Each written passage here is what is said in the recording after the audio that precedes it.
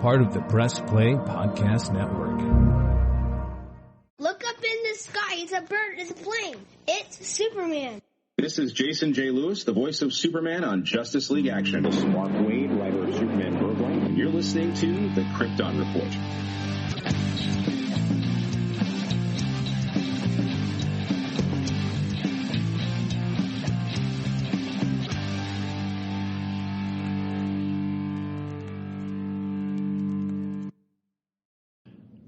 Hey everybody, the following is the audio of a video I recorded, so if you're curious about some of the stuff, check out our YouTube to see the video. Alright, enjoy. Hello there. Welcome. I've been wanting to do this video for a little while, and it's a comparison video, and what it is we're going to be looking at three origins of Superman, that kind of overlap and reuse each other. And if you notice, I'm wearing my Superman issue number 1 t-shirt, because that's one of the issues we're going to be talking about. Another issue we're going to be looking at is Action Comics number 1. And if you know the history, they kind of reuse certain panels, plots, and everything for the two stories. But something we're going to look at that you may not have thought of is the Dailies. Now, I had this book a long time ago, and it went missing during a move, and my amazing wife, Jania, got it for me, because there's something very cool and unique about the Dailies, that Superman was the first comic book, but also he was in a comic strip that you'd look on the Sunday paper or in the daily paper, because these are the dailies. There's also a book of the Sundays that are in color. The dailies are in black and white. The other thing that's interesting about the dailies is if you study it, it looks like artwork by Mr. Schuster. And it's not. It was actually contracted out, part of their art program. So it's something to look at. So we're going to look at first the dailies. And another thing I like is look at the colorization of the S on his chest here. And when you open the book, yeah, that's right. I also bought this. I have a thing for used books, and I think it's cooler to have a used copy of something when it comes to a book than a new. And my wife, when she bought this for me, found it from a library that was selling it. So it had a little bit more meaning to it. Now this is Superman the Daily strips, numbers 1 through 966, 1939 through 1942.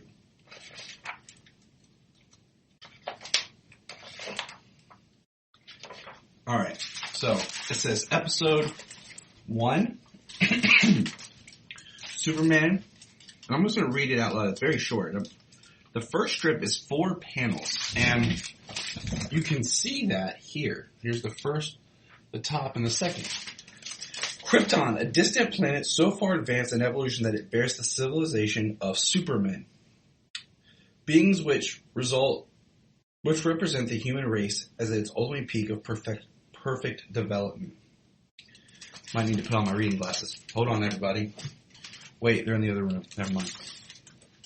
Miles after miles streak by as Jor-El, we have not the E-L, just the L, Krypton's foremost scientist, races along at a terrific speed that would outdistance the fastest express train.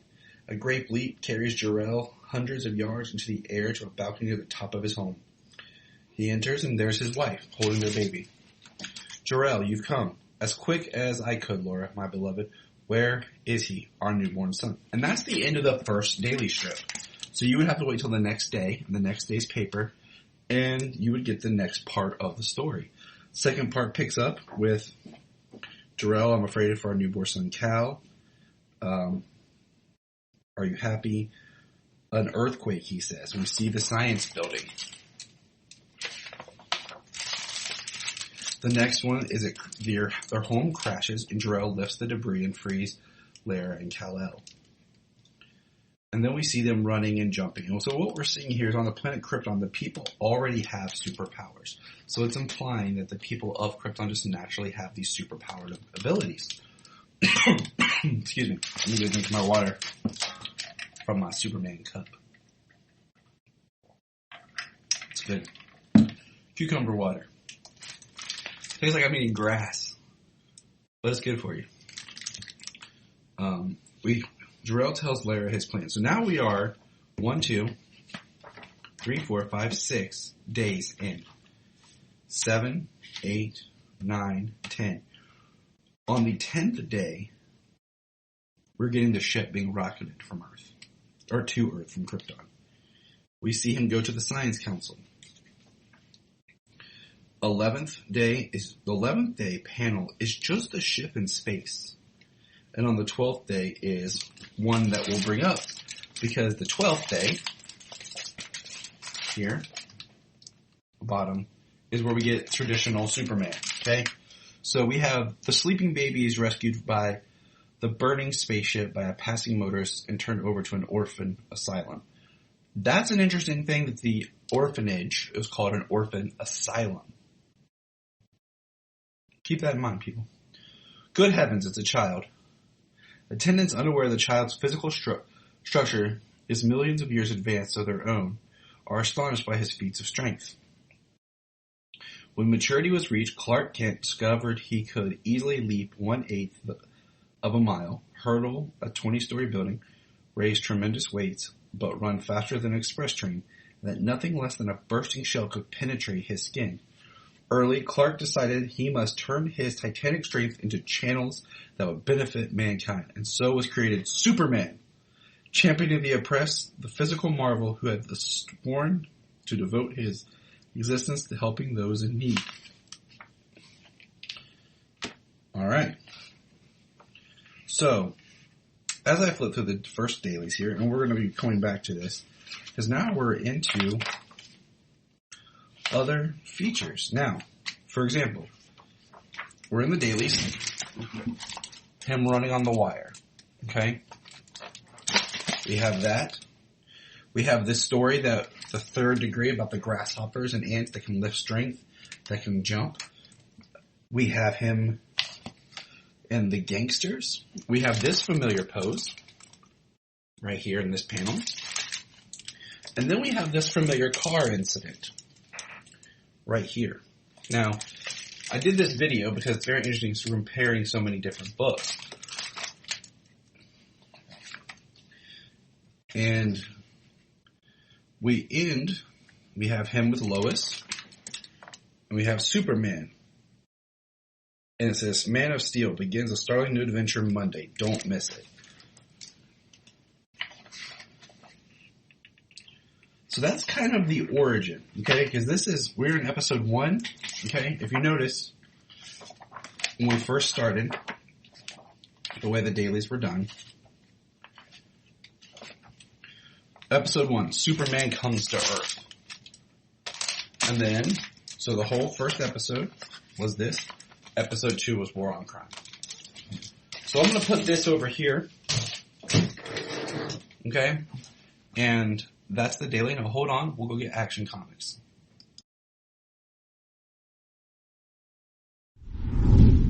Hey, we're going to press pause and hear a few words from our other podcasts on Press Play Podcast Network. Hello, Brooks here with the Books with Brooks monthly book club podcast. Here's how Books with Brooks works. We read one book a month, and then we talk about it. Classics like Stephen King's The Shining, debut novels like We Are the Brennans by Tracy Lang, and tons of other compelling, life-changing stories, one book and 1 month at a time. So come read along with us, and then listen in. This is Dan Jurgens, and if you want to have a good time, keep listening to the Krypton Report. And bam, look at that. Action Comics number 1 sweatshirt, bringing the representation. We're looking at Action Comics number 1. I got this handy. I have a really awesome Action Comics number 1 reprint. Of course, I own it digitally. But this was handy and quick to get to. So, I'm not going to go through the whole Action Comics. We reviewed that a long time ago. But notice the first page. The first page right here. I'm going to close up to the camera. The first page is the same panel that we saw of him chasing the train, using the same dialogue, with a little tweaking. He can leap 1/8 of a mile, hurdle a 20-story building, raise tremendous weights, run faster than an express train, and that nothing less than a bursting shell can penetrate his skin. Early Clark decides he must turn his titanic strength into channels that would benefit mankind, and so has created Superman, champion of the oppressed, physical marvel, who has sworn to devote his extensive existence to helping those in need. Can't read. So look at that. Same art, slightly different, colored here. We also have the same piece here that explains the theory of the ant and the strength. I find that very fascinating. The orphanage here. When the attendants, unaware of the child's physical structure, was millions of years advanced of their own, were astounded by his feats of strength. Now I go back over here, and it's not the exact same. Like I said, you have basically like a ghost artist. So we get into the story. Okay? And notice how it starts, Action Comics 1 starts, as a distant planet was destroyed by old age, a scientist placed his infinite son within a hastily devised spaceship, launching it towards Earth. Now, Action Comics, we know, came out in June 1938 is when the date was, but it was actually printed in April. The Daily here says copyright 1939. As we discussed, that the dailies are 39 through 42, so that's a year later. And then we'll get to Superman issue 1. Now, we'll get into the story.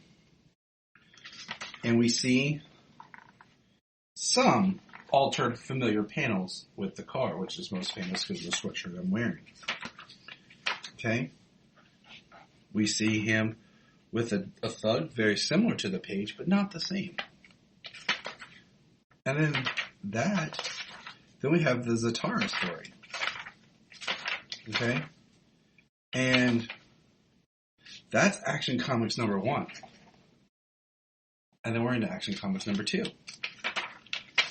And it's a completely different story. And why I say this is we have more interaction with Lois in Action Comics 2. And then we have more. But the biggest thing I want to say is there is no Krypton reference like we got with Superman in the dailies. Now, I'll be right back with Superman number 1. Remember to check out Krypton Report on all social media platforms. Go to linktree.com/Krypton Report. You find all of our information right there. If you want to keep Krypton from exploding, join our $1 a month Patreon. That's right. For $1 a month, you'll get extra special content that you don't get on the main show, like movie commentaries and whatever else comes out of our mouths. So check it out, patreon.com/Krypton Report. If you are like Tyler and James and can't get enough Super Talk, check out these other podcasts. Digging for Kryptonite, Supergirl Radio, The Last Sons of Krypton, the Superboy Legacy Podcast, All-Star Superfans, Superman the Animated Podcast, The Aspiring Kryptonians, Always Hold On to Smallville, Caped Wonder, The Geek of Steel, and Truth, Justice, and Hope podcast. Oh, and I'm back with the Superman 1 t-shirt. That's right. It's time to look at Superman issue 1. And I know there's a little bit of glare. I do apologize. I do have this one digitally. I would love to have a physical reprint copy. It's just nice to have those. I love how DC for a while was doing the $1 back issues of like reprints. Those were great books I was able to buy with my kids because, they're young and they'll tear stuff up. But they were getting great stories with characters that they love, and a lot better than paying $4 and $5 for back issues of stuff that they're going to love, but they're going to tear up because they're kids and they keep them in their pocket and carry them around. But yeah, Superman is number 1. So Superman number 1. Okay, I believe it came out. I was looking for, but it's not here on my tablet. So just give me a second. I believe it came out in. Hold on.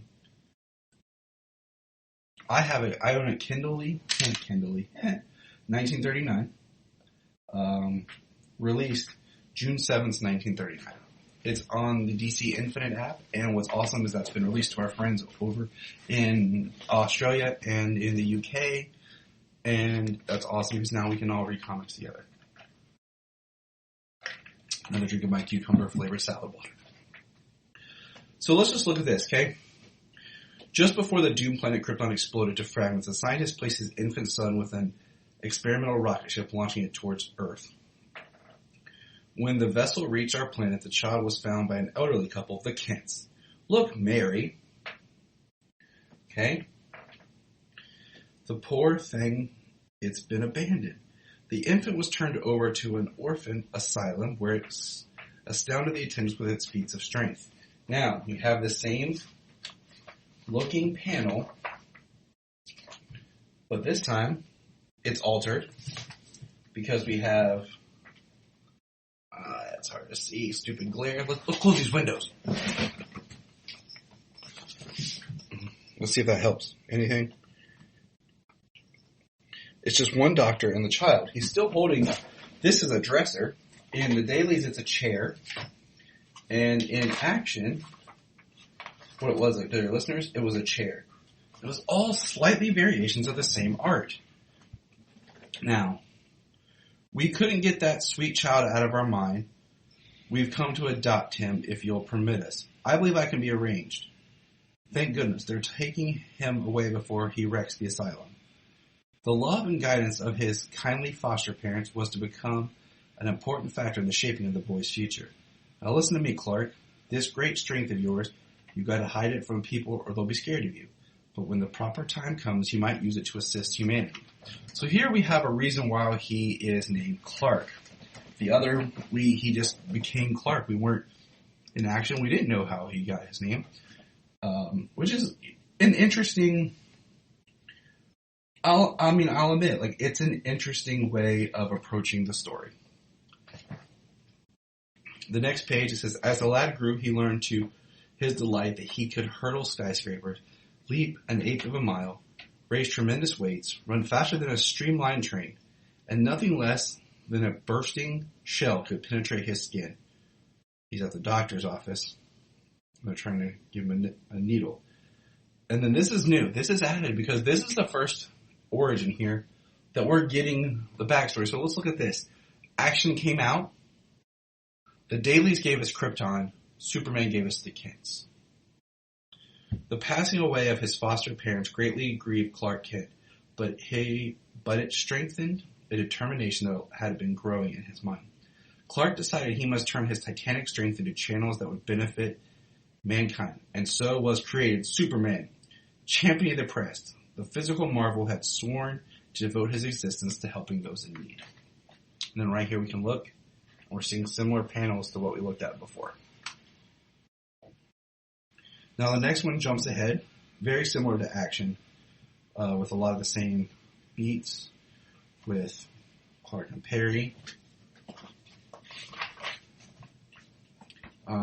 But it follows a different path.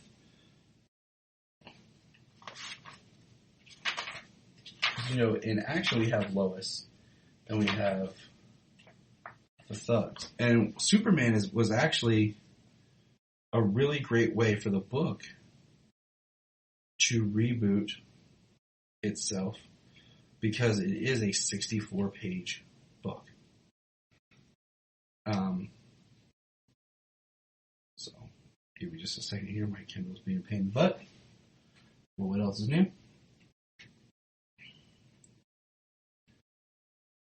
My iPad has officially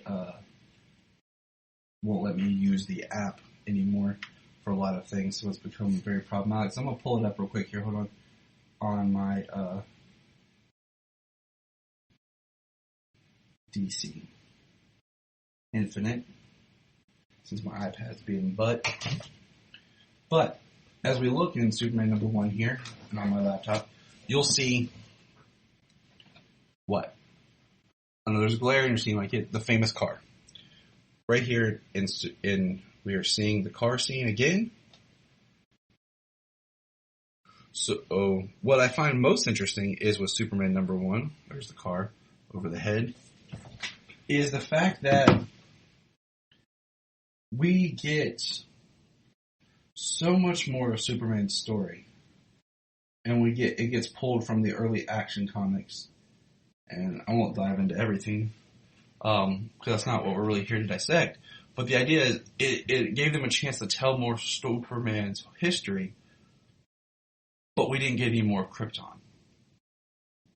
So, that was my video presentation I wanted to do for Action Day, but I was sick. I've been having some health issues. I had some surgery done in my mouth that didn't go as quickly as planned, but that's another story. So here it is. Sorry it's late, and remember. Look up in the sky. We just want to say, if you've enjoyed this podcast, please check out other podcasts on the Press Play Podcast Network.